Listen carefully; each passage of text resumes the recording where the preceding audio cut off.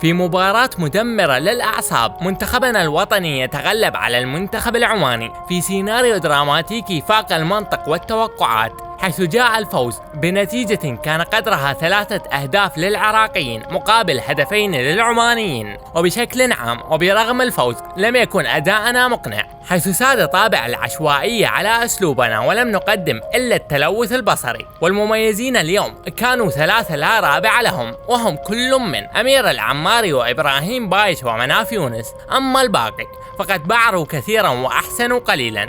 وإن سألتني عن الأسوأ سأقول لك وبكامل الثقة أن محمد علي عبود هو أسوأ لاعب بالمباراة، فبدخوله لعبنا وكأننا منقوصين العدد. ولكي لا أكون مشحف وناكر مثل ما البعض، سأقول أن علاء فاضل قدم مباراة جميلة وكاد أن يدخل قائمة المميزين لولا اندفاعه في آخر الدقائق. وعن نفسي لا ألومه أبدا، فهو شاب في مقتبل العمر، وبالتأكيد بسبب روحه الشبابية وخبرته القليلة اندفع وعرقل وضربنا في مقتل. ولكن هذا لا يهمنا الآن، فقد انتهت المباراة وفزنا باللقب الرابع الذي طال انتظاره من أعوام.